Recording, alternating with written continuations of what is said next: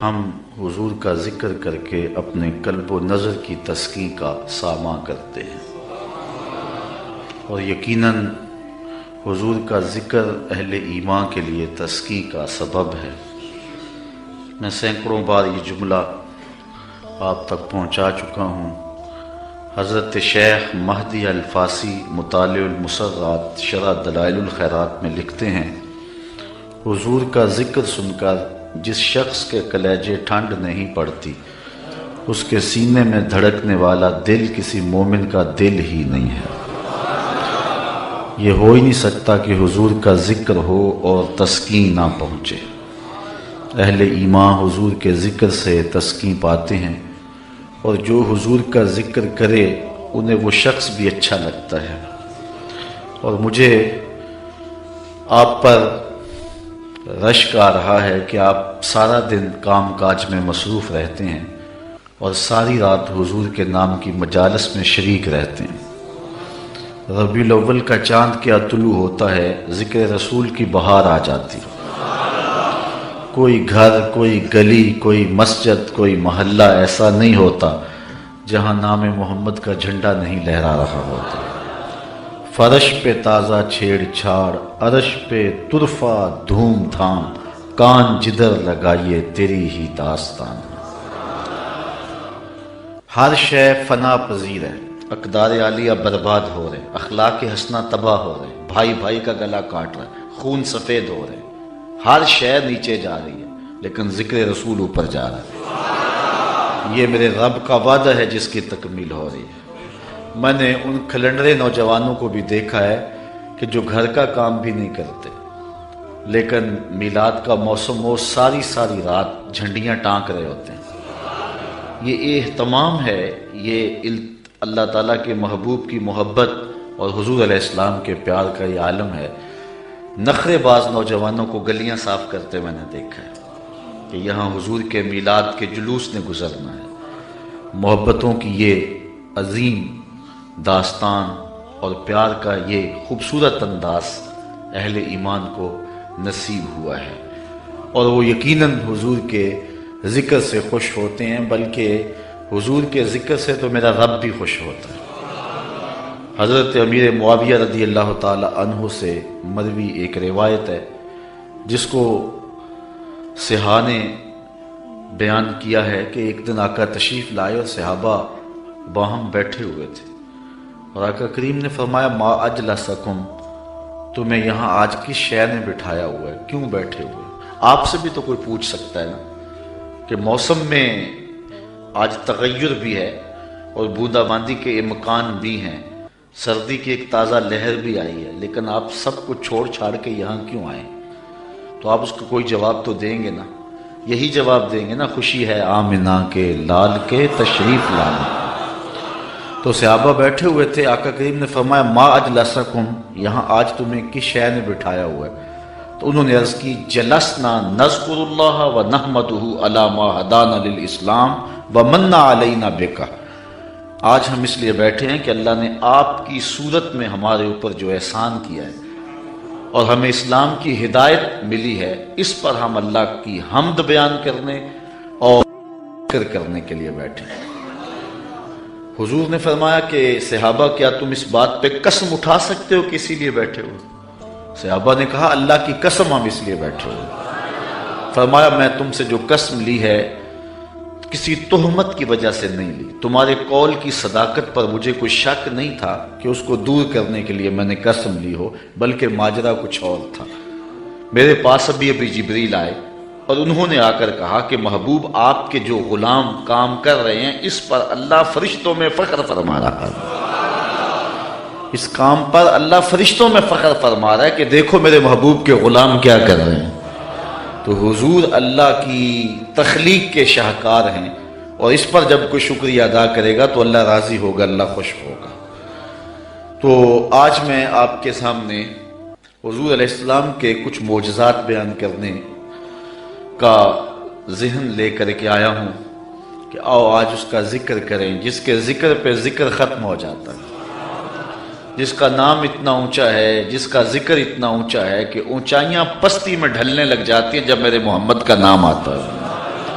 اللہ اکبر۔ اللہ نے اپنے محبوب کو سر سے لے کر پاؤں تک سراپا معجزہ بنایا ہے، اور حضور علیہ السلام کے ہاتھوں سے، حضور علیہ السلام کی زبان سے، حضور علیہ السلام کے اشاروں سے کئی معجزات ظہور پذیر ہوئے ہیں۔ علماء نے لکھا ہے کہ ان کی تعداد 1200 تک ہے، اس سے زائد کی تعداد بھی علماء نے لکھی ہے، 1000 کی تعداد بھی لکھی ہے۔ بہرحال حضور علیہ السلام کو اللہ تعالیٰ نے سراپا معجزہ بنایا، جدھر انگلی اٹھتی کائنات اسی طرف ہوتی، قطرے کو سمندر ذرے کو ستارہ کرتے ہیں، کونین کو خم آ جاتا ہے جب زلف سمارا کرتے ہیں۔ میرے آقا کریم علیہ السلام کے اشاروں پہ پوری کائنات ہے۔ اللہ اکبر۔ ذرے اس خاک کے تابندہ ستارے ہوں گے جس جگہ آپ نے نالین اتارے ہوں گے۔ ہم تو اس نبی کے چاہنے، اس نبی کے ماننے والے ہیں۔ حضور کا ذکر سن کے اہل ایمان خوش بھی ہوتے ہیں، اور ان کے ایمان میں اضافہ بھی ہوتا ہے، اور ان کو ٹھنڈ بھی پڑتی ہے، اور ان کی روح بھی رقص کرتی ہے۔ تو آؤ حضور علیہ السلام کے کچھ معجزات آپ تک پہنچاؤں۔ حضرت انس رضی اللہ تعالی عنہ روایت کرتے ہیں، امام بخاری نے اور امام مسلم نے اس حدیث کو اپنی اپنی اسناد کے ساتھ بیان کیا ہے۔ حضرت انس حضور کے خادم خاص ہیں، ویسے سارے صحابہ حضور کے خادم تھے، میں بھی حضور کا نوکر ہوں، آپ بھی حضور کے نوکر ہیں، تو لیکن جب کہا جائے کہ حضور کے خادم کا نام کیا ہے تو نام حضرت انس کا آتا ہے۔ ان کے والد تھے حضرت ابو طلحہ اور والدہ تھی ام سلیم، اور یہ ایسے خوش نصیب لوگ ہیں کہ ان کے بارے میں فرمایا گیا کہ ام سلیم جیسی بیوی کوئی نہیں اور ابو طلحہ جیسا شوہر کوئی نہیں۔ حضور جب ہجرت فرما کے مدینہ تشریف لائے نا تو حضرت انس اس وقت چھوٹی عمر میں تھے، تو حضرت ام سلیم ان کو لے کر کے حضور کی خدمت میں چلی گئیں اور عرض کی حضور یہ گھر کے کام کاج کیا کرے، کوئی گھر کا سودا سلف لانا ہو تو یہ آپ کی نوکری کیا کرے۔ پھر حضور حضرت انس سے بے پناہ محبت کیا کرتے، کبھی انس کہتے، کبھی انیس کہتے، کبھی یا ذل اذنین، او دو کانوں والے، کبھی یوں پیار کرتے۔ کہتے ہیں ایک بوٹی تھی نمکین، تو میں پہاڑوں سے کاٹ کے لاتا تھا اور اپنے ہم عمر بچوں کو دیتا، اس بوٹی کا نام حمزہ تھا۔ حضور نے مجھے ایک دن دیکھا اور فرمایا یا ابا حمزہ، او ابو حمزہ۔ حضور مجھے ابو حمزہ کہہ کے بھی پکارتے، انیس بھی کہتے، انس بھی کہتے، اور مجھے یا ذل اذنین، او دو کانوں والے، یہ کہہ کے بھی پکارتے تھے۔ حضور بڑی محبت کرتے، 10 سال تک انہوں نے حضور کی نوکری کی ہے، اور کہتے ہیں 10 سال میں ایک بار بھی ایسی نہیں آئی کہ حضور نے مجھے جھڑکا ہو، بس مجھے پیار ہی کیا ہے، جو کہ رحمت للعالمین جو ہیں۔ اب حضرت انس اس کو روایت کرتے ہیں، وان انس قال کان النبی صلی اللہ علیہ وسلم عروسا بزینب، کہتے ہیں جس دن حضرت زینب سے حضور کا نکاح ہوا، حضرت انس کے لفظ سنیے، کان النبی صلی اللہ علیہ وسلم عروسا بزینب، جس دن حضور حضرت زینب کے دولہے بنے۔ حضرت انس روایت کرتے ہیں جس دن حضور حضرت زینب کے دولہے بنے، فعامدت امی ام سلیم الی تمر و سمن و عقت، تو میری ماں ام سلیم نے کچھ کھجوریں، کچھ گھی اور کچھ پنیر لے کر اس کا حلوہ تیار کیا، فصنعت حیسن، ایک حلوہ تیار کیا، فجعلتہ فی طور، اور ایک برتن میں ڈال کر کے، فقالت، فرمایا، یا انس اذهب بہذا الی رسول اللہ، یہ حلوہ حضور کی خدمت میں لے جاؤ، یہ حضور کے پاس لے جاؤ۔ اچھا کہتے ہیں کہ فقل، اور ساتھ حضور سے کہنا، بعثت بہذا الیک امی، حضور یہ حلوہ میری ماں نے بھیجا ہے، یہ حلوہ میری ماں نے بھیجا۔ حضرت ابی بن کعب کہتے ہیں کہ میں ایک دن تلاوت کر رہا تھا تو حضور گزرے اور حضور رک کر کے سنتے رہے، بعد میں حضور سے ملاقات ہوئی تو فرمایا، ابی میں گزرا تھا، میں نے تیرا قرآن پڑھنا سنا ہے۔ تو حضرت ابی بن کعب کہنے لگے کہ حضور اگر مجھے پتا ہوتا نا کہ آپ سن رہے ہیں تو میں اور سوار کے پڑھتا۔ اعلیٰ حضرت اس حدیث کے تحت لکھتے ہیں کہ کسی کو دکھلانے کے لیے پڑھنا ریاکاری ہوتا ہے اور اجر کو ضائع کر دیتا ہے، لیکن حضور کو دکھانے کے لیے اگر کرو تو اجر ضائع نہیں ہوتا، اجر دوہرا ہو جاتا ہے۔ اس لیے حضرت ابی بن کعب نے کہا کہ اگر مجھے پتا ہوتا نا کہ آپ سن رہے ہیں میں اور سوار کے پڑھتا۔ حضرت انس کی ماں نے کہا کہ حضور کو بتانا کہ یہ میری ماں نے بھیجا ہے، چونکہ جب حضور کو بتاؤ گے تو حضور دعا دیں گے۔ ایک دن حضور کسی صحابی کے گھر کے دروازے پہ گئے اور آقا کریم کی عادت یہ تھی کہ السلام علیکم کہتے، جا کہا السلام علیکم، وہ دروازے پہ کھڑا تھا، سن لیا حضور آئے ہوں تو پتہ نہ چلا ہو کہ کون آیا ہے۔ اب اس نے منہ کے اندر کہا وعلیکم السلام، آواز کو اونچا نہیں کیا۔ حضور نے پھر کہا السلام علیکم، تو حضور علیہ السلام نے جب کہا تو اس نے پھر جو ہے وہ چپکے سے کہا وعلیکم السلام۔ پھر حضور نے تیسری مرتبہ کہا السلام علیکم، تو اس نے پھر چپکے سے وعلیکم السلام کہا۔ حضور کی عادت تھی 3 مرتبہ کہتے اور پھر واپس چلے جاتے۔ تو حضور واپس پلٹے تو صحابی حضور کے پیچھے بھاگے۔ حضور فرمایا میاں میں نے تو 3 مرتبہ سلام کہا تھا۔ تو حضور کی بارگاہ میں عرض کی حضور میں نے تینوں بار جواب دیا تھا، لیکن میں نے اونچی جواب اس لیے نہیں دیا تھا کہ حضور بار بار سلامتی کی دعا دیتے رہے۔ اگر میں پہلی مرتبہ وعلیکم السلام کہہ دیتا تو آپ دوسری 2 مرتبہ تو نہ کہتے، تو آپ بار بار مجھے سلامتی کی دعا دیتے رہیں۔ حضرت انس کی ماں نے اس لیے جو ہے وہ اپنے بیٹے کو کہا کہ جا کے بتانا تاکہ حضور دعا دے دیں، تو کہا کہ جا حضور سے کہنا کہ حضور یہ میری ماں نے بھیجا ہے، وَهِيَ تُقْرِئُكَ السَّلَامَ، اور حضور وہ آپ کو سلام بھی کہتی تھی، آپ کو سلام بھی کہتی تھی۔ کتنا خوبصورت انداز حضرت انس کی والدہ کا۔ ہمارے یہاں ایک ساتھی ہیں، میں عمرے پہ حاضر ہوا تو میں ایئرپورٹ پہ تھا تو انہوں نے اپنی والدہ سے میری بات کروائی، تو بڑے لوگوں نے کہا وہاں حضور علیہ السلام کی بارگاہ میں ہمارا سلام پیش کرنا، لیکن اماں جی کا انداز اتنا میٹھا تھا اور اتنا پیارا تھا تو مجھے فون پہ کہنے لگے جا کے سرکار نے میرا سلام علیکم دے دینا۔ تو حضرت انس کی ماں نے کہا کہ حضور کی خدمت میں جا کے میرا سلام بھی پیش کرنا اور بتانا کہ یہ انس کی ماں نے بھیجا ہے، اور ساتھ تیسری بات وَتَقُولُ إِنَّ هَذَا لَكَ مِنَّا قَلِيلٌ یا رسول اللہ، اور کہنا حضور یہ ہماری طرف سے تھوڑا سا نذرانہ ہے، قبول کر لو، یہ زیادہ نہیں ہے، یہ بہت تھوڑا سا ہے، اس کو قبول کر لو۔ کہتے ہیں میں حضور کی خدمت میں حاضر ہوا، فَذَهَبْتُ فَقُلْتُ، میں حاضر ہوا، جو ماں نے کہا تھا وہ میں نے کہہ دیا۔ 3 باتیں ماں نے کہی تھی، ایک کہنا کہ حضور میری امی نے بھیجا ہے، دوسرا کہ حضور آپ کو سلام بھی کہتی تھی، اور تیسرا کہ کہتی تھی کہ حضور یہ ہماری جانب سے تھوڑا سا ہے۔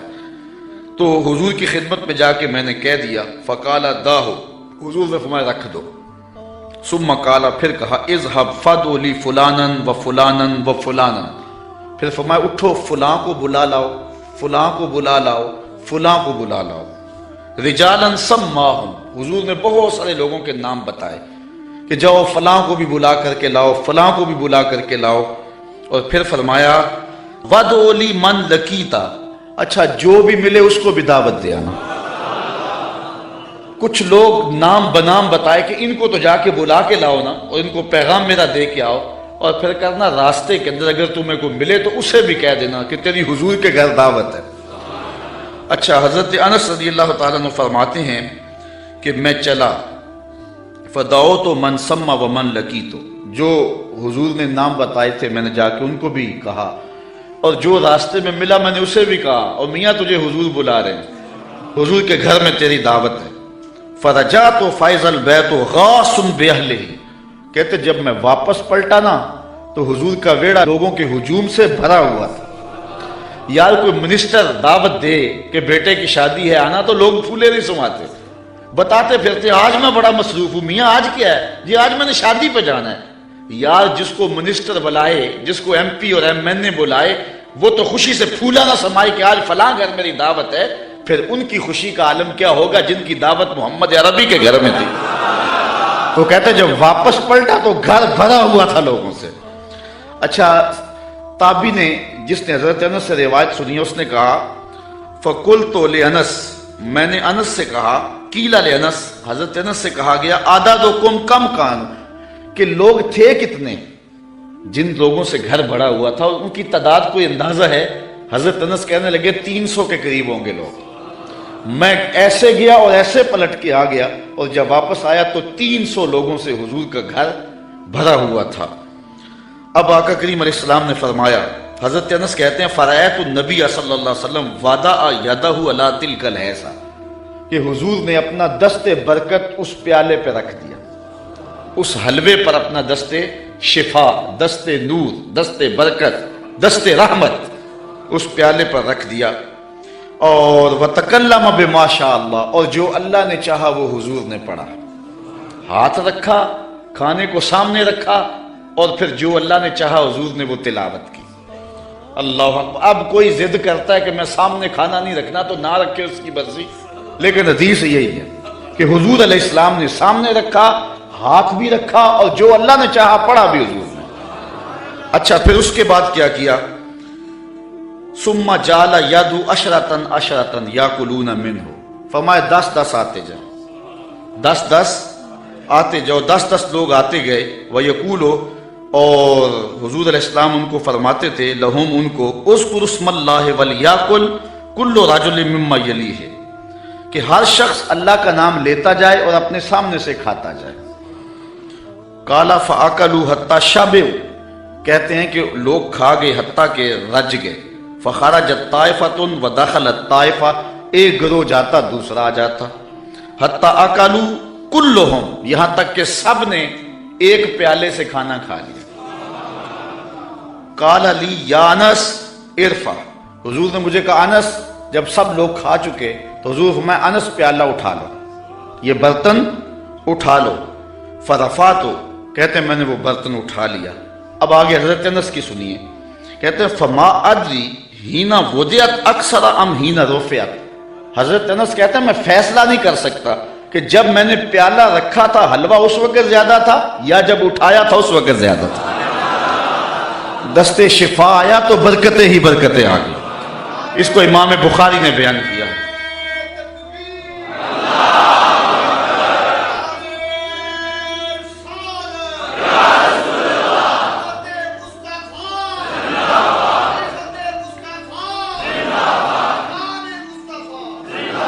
ہمارے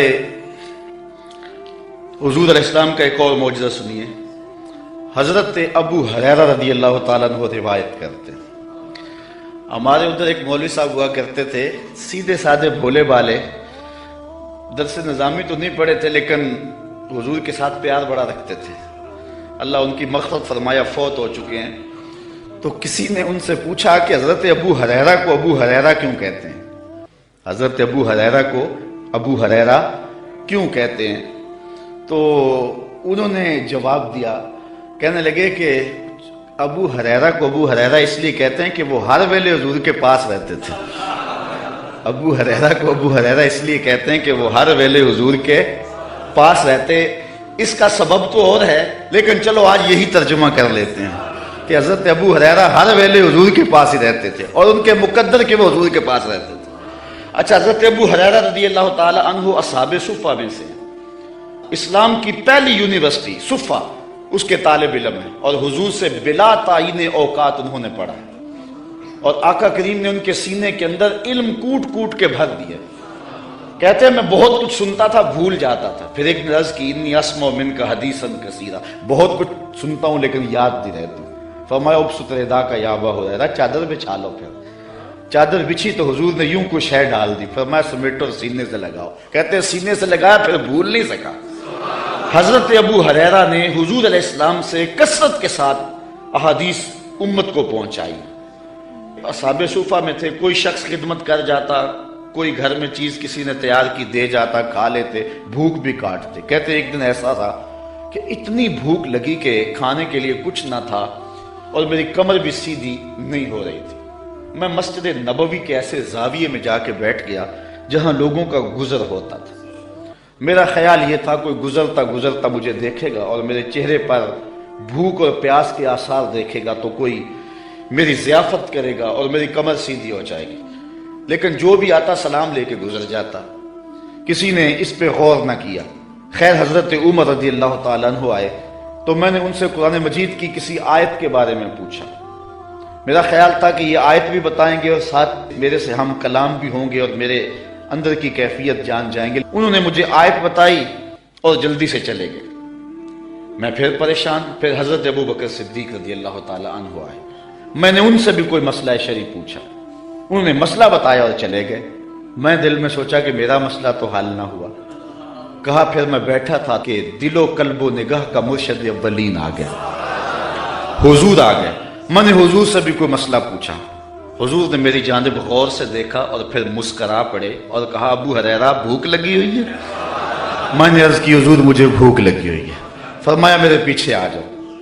حضور علیہ السلام نے اہل خانہ کو کہا کہ کوئی چیز ہے کھانے کے لیے؟ انہوں نے کہا کسی طرف سے دودھ کا ایک پیالہ آیا ہے. کہتے کہ میری جان میں جان آئی، لیکن حضور نے فرمایا ابو ہریرہ جو صفہ پہ بیٹھے ہیں ان کو بھی بلا لاؤ. صرف ابو ہریرہ رضی اللہ تعالی عنہ سے ہی پیار نہیں ہے، جو باقی خادم ہیں ان سے بھی پیار ہے. آقا تو سب کے ہیں نا، وہ بھی بھوک میں تڑپ رہے ہیں، کہا ان کو بھی بلا لاؤ. کہتے میں گیا ان کو بلا لایا. پھر حضور نے مجھے پیالہ دیا اور کہا دائیں سے شروع ہو جاؤ. میں اس پیالے کو پیش کیا اور ایک شخص سیراب ہو کے پی جاتا ہے. میں نے غور کیا تو ایک قطرہ بھی کم نہیں ہوا تھا.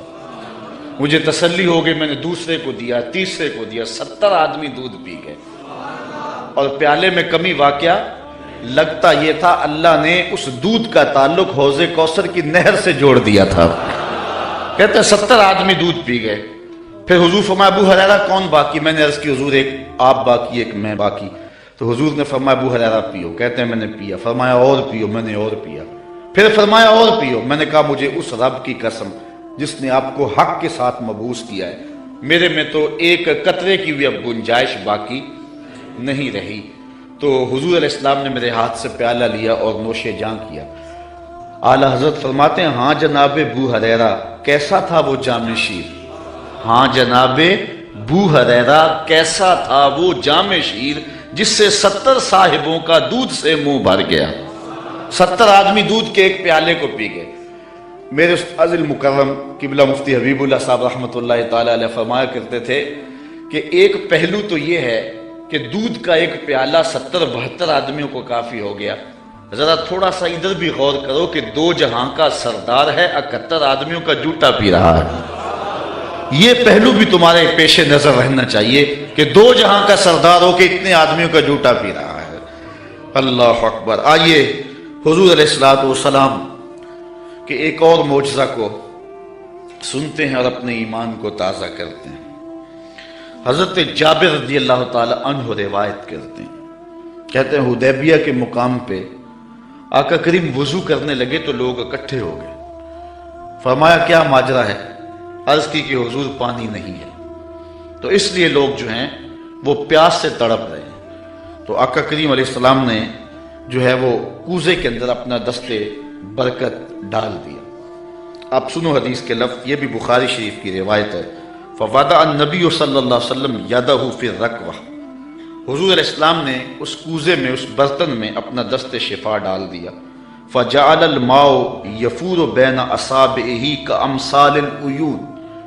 حضور کی انگلیوں سے پانی یوں پھوٹتا تھا جس طرح چشمے نکلتے تھے، یوں پانی پھوٹ رہا ہے. قال فشربنا وتوضانا. کہا کہ ہم نے پانی پیا بھی اور وضو بھی کیا. قیل لجابر کم کنتم. راوی نے حضرت جابر سے بھی پوچھا کتنے کو لوگ تھے تم؟ قال لو کنا 100,000 لکفانا. کہا لاکھ بھی ہوتے تو کافی تھا، لاکھ بھی ہوتے تو کافی تھا. کنا 15 لیکن ہم تھے جو ہیں وہ 1500. لیکن اگر وہ لاکھ بھی ہوتے تو وہ پانی کم نہ پڑتا. یہاں اعلیٰ حضرت کا اسلوب پھر دیکھیے. آپ فرماتے انگلیاں ہیں فیض پر، ٹوٹے ہیں پیاسے جھوم کر. انگلیاں ہیں فیض پر، ٹوٹے ہیں پیاسے جھوم کر. ندیاں پنجاب رحمت کی ہیں جاری واہ واہ. ندیاں پنجاب رحمت کی ہیں جاری واہ واہ. حضرت انس روایت کرتے ہیں قال نعى النبی صلی اللہ علیہ وسلم زیدا وجعفرا وابن رواحہ للناس قبل ان یاتیہم خبرہم. جنگ موتا پر حضرت نبی رحمت صلی اللہ علیہ وسلم نے صحابہ کو روانہ کیا. یہ 8 ہجری کو جنگ ہوئی ہے. مسلمانوں کی تعداد صرف 3000 اور ہرکل کے سپاہیوں کی تعداد 1,00,000. 3000 1,00,000 کے مقابلے میں آئے. شام میں یہ جنگ گمسان کی لڑی جا رہی ہے. جنگ وہاں ہو رہی ہے اور حضور ہیں مدینے میں، اور آقا کریم یہاں بیٹھ کے جنگ کے واقعات سنا رہے ہیں، جنگ کے واقعات سنا رہے ہیں. تو حضور نے ارشاد فرمایا کہ اخذ رایۃ زید فاصیب، فرمایا جھنڈا اب حضرت زید نے پکڑ لیا، جھنڈا لشکر اسلام کا حضرت زید نے پکڑا ہے۔ پھر فرمایا کہ وہ شہید کر دیے گئے۔ ثم اخذ ابن رواحہ فاصیب، پھر فرمایا عبداللہ ابن رواحہ نے پکڑا جھنڈا، پھر فرمایا وہ بھی شہید کر دیے گئے۔ وَعَيْنَاهُ تَذْرِفَانِ، حضور یہ بیان کرتے جا رہے تھے اور آنکھوں سے آنسو ٹپک رہے تھے۔ پھر اس کے بعد حضور نے فرمایا حَتَّى أَخَذَ الرَّایَةَ سَيْفٌ مِّن سَيُوفِ اللَّهِ، یعنی خالد ابن الولید، فرمایا اب اللہ کی تلواروں میں سے ایک تلوار خالد بن ولید نے پکڑ لیا ہے۔ حَتَّى فَتَحَ اللَّهُ عَلَيْهِمْ، یہاں تک کہ اللہ تعالیٰ نے ان کو فتح عطا فرما دی۔ بیٹھے مدینے میں ہیں، نظر کہاں ہے؟ جہاں موتا کی جنگ ہو رہی ہے، یہ شام کے علاقے میں واقعہ ہے۔ حضرت خالد بن ولید کے ہاتھ پر اللہ تعالیٰ نے اسلام کو فتح دی اور 3000 مجاہدوں نے 1 لاکھ کے دانت کٹے کر کے رکھ دیے۔ اور حضرت خالد بن ولید کو سیف اللہ اسی موقع پہ کہا گیا۔ آپ نے کافروں پر اس جنگ میں 8 تلواریں توڑی تھی۔ تلوار توڑنا عرب میں بہادری کی علامت تھی، جو تلوار توڑتا اتنے لوگوں کو مارتا کہ اس کی تلوار ٹوٹ جاتی۔ اس جنگ میں 8 تلواریں توڑی حضرت خالد بن ولید۔ ساری زندگی حضرت خالد بن ولید کی آرزو رہی کہ میں بھی شہید ہو جاؤں راہ خدا میں، لیکن یہ ان کی آرزو پوری نہ ہو سکی، اس لیے کہ وہ اللہ کی تلوار تھے، اور اللہ کی تلوار کو کون توڑتا؟ اس لیے حضرت خالد بن ولید رضی اللہ تعالیٰ عنہ ساری زندگی جو ہے وہ کسی جنگ کے اندر بھی نامراد نہیں ہوئے اور ناکام نہیں ہوئے۔ ایک موقع پر جبلہ بن احم کے مقابلے میں حضرت خالد بن ولید تھے، اس معاملے میں مسلمانوں کی پسپائی ہوئی۔ حضرت خالد بن ولید کو حضرت رافع بن عمر طائی نے کہا کہ اب ہماری قضا آ گئی۔ ان کا ایک افسر انہوں نے مارا اور انہوں نے یک بارگی حملہ کر دیا۔ مسلمانوں کی تعداد تھوڑی تھی۔ حضرت رافع بن عمر طائی نے کہا کہ اب ہماری موت آ گئی، اب ہماری قضا آ گئی۔ حضرت خالد بن ولید نے کہا کہ واقعی مجھے بھی یوں ہی لگتا ہے، چونکہ میں کسی جنگ میں ناکام نہیں ہوا اور پسپا نہیں ہوا، لیکن آج ہم پسپا ہو رہے ہیں۔ اس کی ایک وجہ ہے کہ حضور علیہ السلام کے مبارک بال میرے پاس تھے اور میں ٹوپی میں سیے ہوئے تھے اور ہر جنگ میں میرے ساتھ ہوتے تھے۔ آج میں ٹوپی گھر بھول آیا ہوں، اور یہ مصیبت جو ہمارے اوپر پڑی ہے اس لیے کہ میرے پاس آج وہ حضور علیہ السلام کے معجز نما بال جو ہیں آج وہ موجود نہیں ہیں۔ لیکن بندہ مٹ نہ جائے آقا پہ تو وہ بندہ کیا ہے، بے خبر ہو جو غلاموں سے وہ آقا کیا ہے۔ دور طیبہ سے جب بھی میں تڑپا کبھی، ان کو حالات کی سب خبر ہو گئی۔ حضور حضرت ابو عبیدہ کو خواب میں ملے اور فرمایا خالد پہ مشکل بنی اور تم یہاں سو رہے ہو۔ وہ فوراً اٹھے اور اعلان کروا دیا، کہا جلدی تیار ہو جاؤ، حضرت خالد کی مدد کو پہنچنا ہے۔ راتوں رات لشکر تیار ہوا اور حضرت خالد بن ولید رضی اللہ تعالی عنہ کی مدد کے لیے لشکر چل پڑا۔ انہوں نے دیکھا کہ ایک نقاب پوش سوار ہے جو لشکر سے ہٹ کر کے چل رہا ہے۔ امیر لشکر نے کہا کہ ذرا اس شخص کو دیکھو، یہ کون ہے، کوئی جاسوس نہ ہو۔ جب مجاہد اس کے پاس گئے، اس نے کہا کہ پیچھے ہٹ جاؤ، میں کوئی غیر نہیں ہوں، میں حضرت خالد بن ولید کی بیوی ہوں۔ جب حضرت ابو عبیدہ نے اعلان کروایا نا کہ تیار ہو جاؤ کہ خالد پہ مشکل آ گئی ہے، تو میں نے سوچا کہ اللہ کے شیر پہ کبھی مشکل آئی تو تھی نہیں، یہ کیا ہو گیا؟ تو میں نے غور کیا تو ان کی ٹوپی گھر رہ گئی تھی، تو میں نے ٹوپی لی، میں ان کو ٹوپی دینے جا رہی۔ لشکر کے ساتھ ساتھ حضرت خالد بن ولید کی اہلیہ بھی چلتی رہی۔ حضرت خالد بن ولید ادھر محاذ پہ ڈٹے ہوئے، اچانک حضرت خالد بن ولید کیا دیکھتے ہیں کہ ایک جانب سے اللہ اکبر کی آواز آئی اور 5-6 مجاہد ہیں جو دشمن کے لشکر کو پیچھے دھکیل رہے ہیں، اور اس میں ایک نقاب پوش مجاہد بھی ہے۔ حضرت خالد بن ولید نے گھوڑے کو ایڑ لگائی اور جا کے اس کے قریب کھڑے ہو گئے، کہا جوان مجاہد تو کون ہے کہ لشکر کے جو ہے پشتے کاٹ رہا ہے؟ اس نے تھوڑا سا نقاب سرکا کے کہا انا زوجتو کا ام تمیم، میں تمہاری بیوی ام تمیم ہوں، اور تم حضور کے بالوں والی ٹوپی بھول آئے تھے، میں وہ تمہیں دینے آئی ہوں۔ تو انہوں نے وہ ٹوپی ان کو پیش کی تو اللہ نے اسی دن حضرت خالد بن ولید کو فتح عطا فرمایا۔ یہ حضور علیہ الصلوۃ والسلام کے منہ مبارک کا موقع۔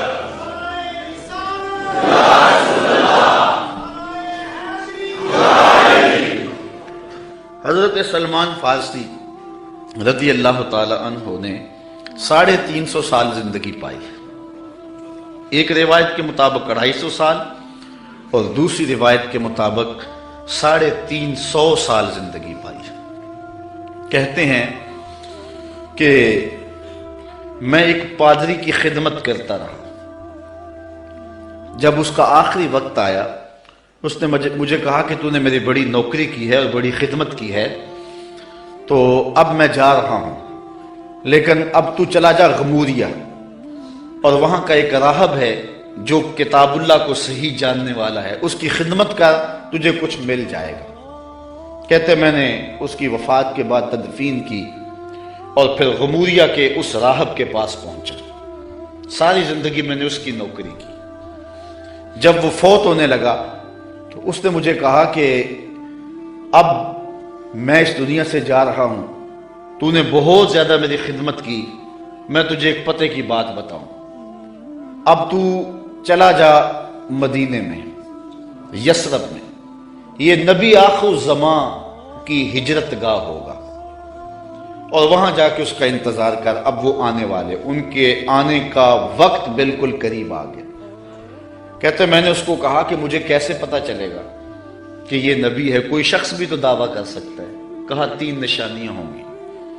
ایک تو یہ ہے کہ صدقہ قبول نہیں کرے گا، دوسری نشانی ہدیہ قبول کرے گا، تیسرا 2 کندھوں کے درمیان مہر نبوت ہوگی. کہتے میں نے وہاں سے رخت سفر باندھا. راستے میں ایک قافلے کو کہا کہ تم مجھے اپنے ساتھ لے جاؤ. انہوں نے مجھے تنہا سمجھ کے مجھے گرفتار کر لیا اور مدینے کے قریب آ کے ایک یہودی کے ہاتھوں مجھے فروخت کر دیا.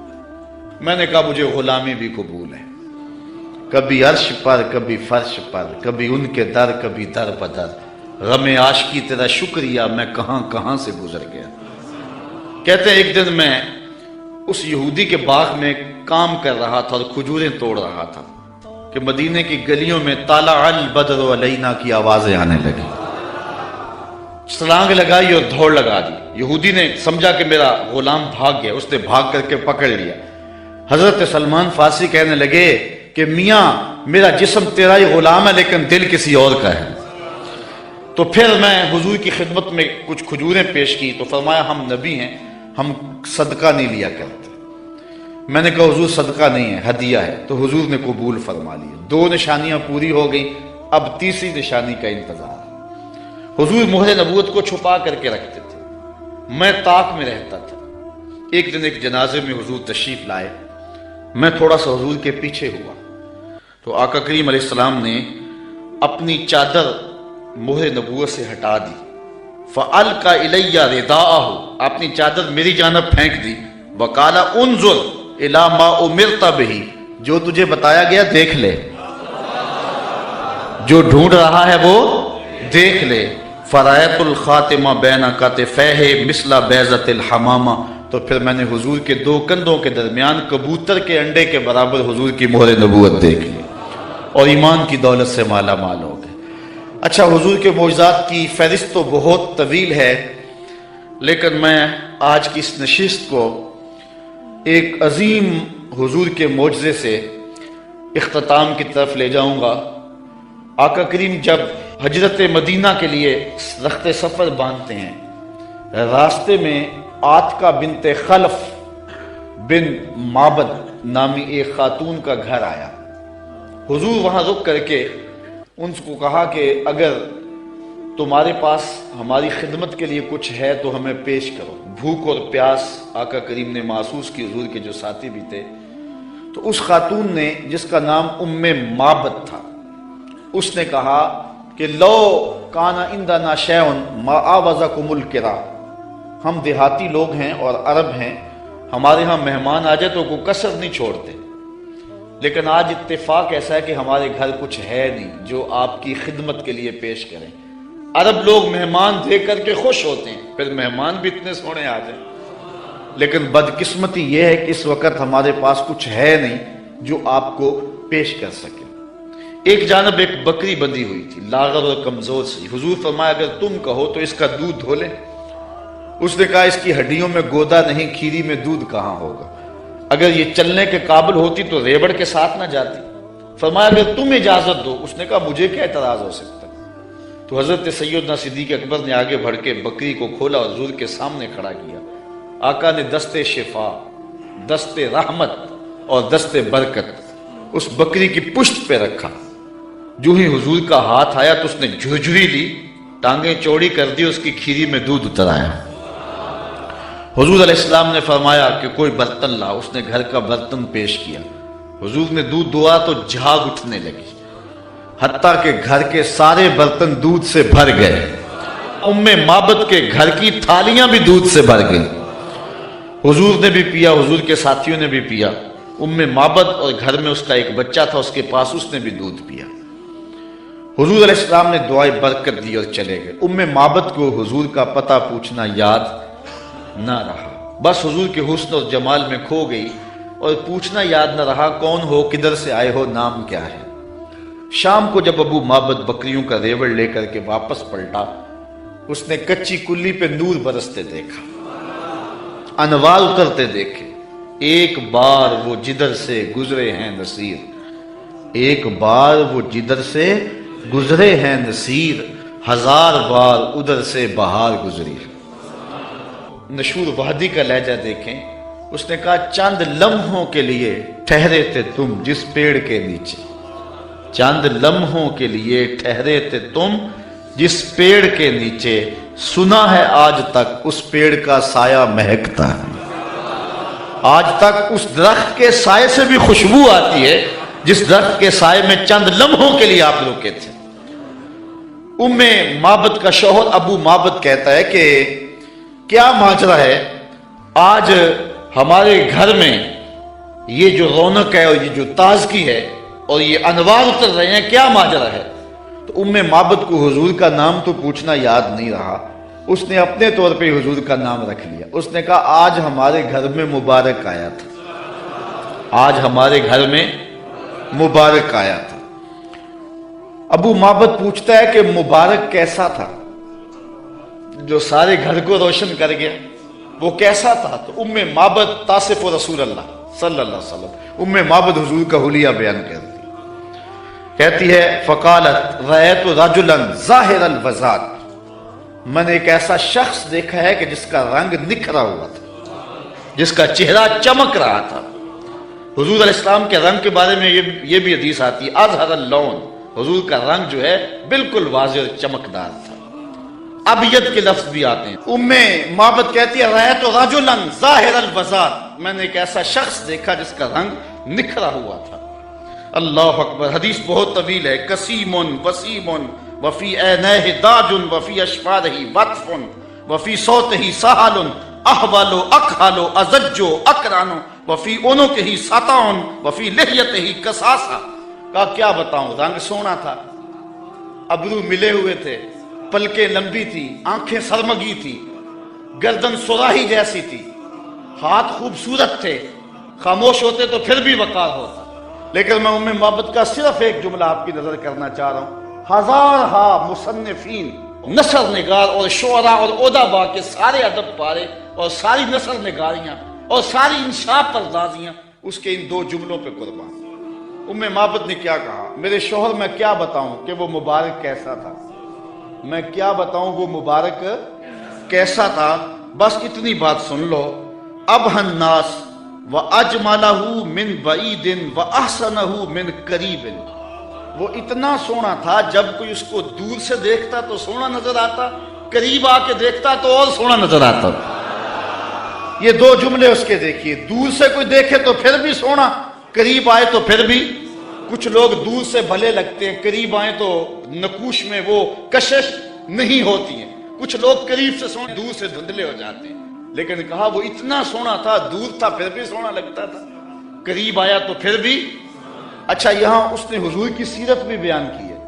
کچھ لوگ دور سے اچھے لگتے ہیں، قریب آ کے اچھے، دور سے اچھے لیکن رشتہ داری کر کے دیکھو تو اچھے نہیں ہیں، کاروبار کر کے دیکھو تو اچھے نہیں ہیں، دوستی لگا کے دیکھو تو اچھے نہیں ہیں، سفر کر کے دیکھو تو اچھے نہیں ہیں. وہ کیا کسی نے کہا اس کے لہجے میں یوں تو برف تھی لیکن جو چھو کے دیکھا تو ہاتھ جل گئے.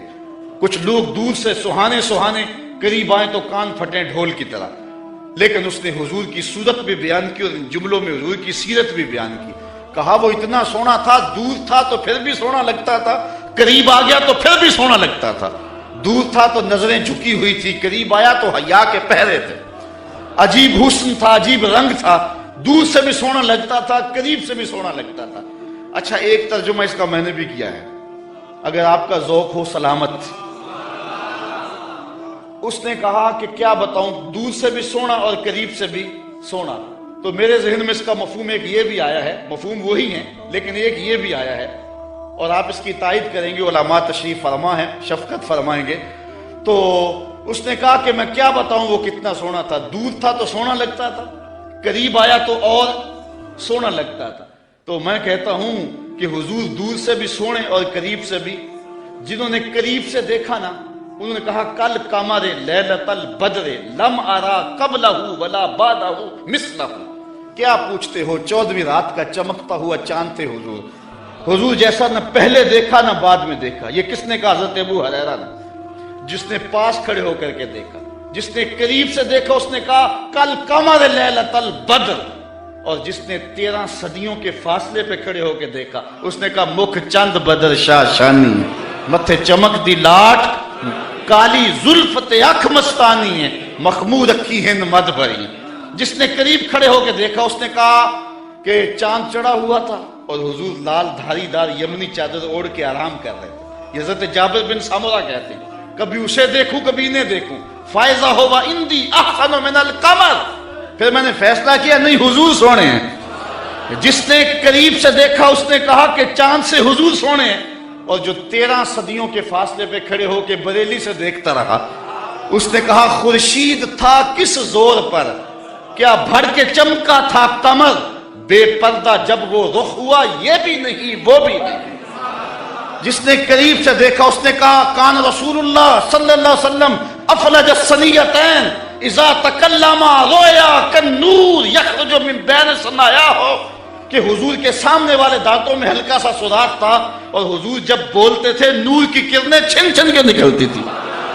یہ حضرت عبداللہ ابن عباس نے کہا جو پاس کھڑے تھے اور جو 14 صدیوں کے فاصلے پہ کھڑا تھا اس نے کہا تو اجے میرا یار نہیں ڈٹھا جنوں ویکھ کے چند شرماوے، ادھی راتی دن چڑھ جاوے جیو رخ تو نقاب اٹھاوے، تے جے او نکلے سیر کرن نو سارا گلشن سیس نواوے اتے دھرتی لف لف جاوے. جے ہاتھ پھلاں وچ رکھدا ہاتھ پھلاں تو ود جاوے، نین نشیلے مست رسیلے وچ سونا کجل سہاوے، اکھ اگڑے تے انج پیا جاپے جویں میں خانہ کھل جاوے، تے جے او کھولے پیچ زلف دے اتے راہی راہ پل جاوے، توبہ توبہ حسن سجن دا چال نہ چلی جاوے، بجلی ڈردی لشک نہ مارے متا بے ادبی ہو جاوے. علم خدا نے اینا دتا عقلاں وچ نہ آوے، عقل خدا نے اینی دتی علماں وچ نہ آئے، کیے جاز نظر وچ او دی جو آوے وک جاوے، خلق او دے نے مول ہی دنیا کوئی ورلا ہی جان بچاوے، آزم ایڈا سونا ماہی سن کدھرے نظر نہ آوے. جنہوں نے قریب سے دیکھا انہوں نے بھی کہا سونا، جنہوں نے قریب سے دیکھا انہوں نے بھی کہا سونا، اور جنہوں نے دور سے دیکھا انہوں نے بھی کہا سونا. جنہوں نے قریب سے دیکھا اس کا نام محمد بن مسلمہ تھا. اس نے کہا اگر ٹیڑھی نظر سے دیکھا نا میرے رسول کو آنکھیں توڑ دوں گا. یہ جس نے قریب کھڑے ہو کے دیکھا، اور جو 13 صدیوں کے بعد کھڑے ہو کے دیکھتا رہا اس کا نام غازی علم الدین تھا. اس نے کہا ٹکڑے کر دوں گا راجپال اگر ٹیڑھی نگاہ سے دیکھا میرے رسول کو. جس نے قریب کھڑے ہو کے دیکھا اس کا نام عمر بن خطاب تھا، اور جو 14 صدیوں کے فاصلے پہ کھڑا تھا اس کا نام عامر چیمہ تھا. جس نے قریب کھڑے ہو کر کے دیکھا وہ حضور کے غلام تھے اور صحابہ تھے، اور جس نے 14 صدیوں کے فاصلے پہ کھڑے ہو کر کے دیکھا ملازم تو پولیس کا تھا. اس نے کہا تو گورنر ہے تو میں محمد کا نوکر ہوں، میں کاٹ کے ٹکڑے کر دوں گا اگر تیری نظر سے بھی دیکھا تو کہا کوئی قریب سے دیکھے پھر بھی واری جائے، دور سے دیکھے پھر بھی واری جائے، تو اجے میرا یار نہیں ڈٹھا جنوں ویکھ کے چند شرم آوے. کہا کیا بتاؤں کہ وہ قریب سے بھی سونا اور دور سے بھی سونا. اچھا اس نے حضور کا حلیہ بیان کیا. ام معبد میرے بچے تیرے پہ قربان، ام معبد میری نسلیں فدا تیرے ایک ایک جملے پہ حضور کا حلیہ بیان کیا اور حد کر دی ام معبد نے۔ دعا کرو اللہ ہمیں حضور کی زیارت نصیب فرمائے۔ یا اللہ واسطہ ڈالتے ہیں ام معبد کا، ہمیں حضور کی زیارت دے دے۔ یہ آنکھیں اس قابل تو نہیں ہیں لیکن مالک تو کرم کر، ہم تیرے محبوب کا نام لے رہے ہیں، ام معبد کا صدقہ حضور کی زیارت دے دے۔ اچھا ام معبد نے حضور کا حلیہ بیان کیا، مبارک کا حلیہ بیان کیا۔ ام معبد حلیہ بیان کر کے فارغ ہوئی تو بچہ بولا امی وہ بکری والی بات سنائی نہیں، جو بکری کی پشت پہ ہاتھ پھیرا تھا مبارک نے، وہ تو بات نہیں سنائی۔ اللہ اکبر۔ اب ابو معبد کہتا تم نے زیادتی کیا میرے سے، جب مبارک آیا تو مجھے بلایا کیوں نہیں؟ اس کو میں بھی دیکھنا چاہتا تھا۔ اب میں بکریاں دودھ لے کر نہیں جاؤں گا، قریب قریب رہا کروں گا، کبھی مبارک آئے نا تو مجھے بلا لینا۔ اب وہ سارے گھر کے افراد مبارک کا انتظار کرتے ہیں۔ ابو معبد کہتا ہے ایک بار ہی آ جائے۔ جن لوگوں نے مدینہ نہیں نہ دیکھا ہوتا وہ کہتے ہیں ایک بار مدینے بلا لے مولا پھر پاویں جان کڈ لئی، اور جنہوں نے دیکھ لیا ہوتا ہے وہ کہتے ہیں یا اللہ بار بار بلا۔ ابو معبد کے جذبات یہ تھے ایک بار ہی دیکھ لوں، لیکن ام معبد کہتی تھی کاش کے روز بھی گزرے، مبارک کا روزانہ گزر ہو یہاں سے۔ ایک دن ام معبد سودا سلف لینے کے لیے قریبی بستی میں گئی، نہ ملا تو آگے بڑھ گئی، آگے شہر مدینہ میں جا پہنچی۔ سودا خرید رہی تھی، بچہ بھی ساتھ تھا کہ حضرت ابوبکر صدیق گزرے۔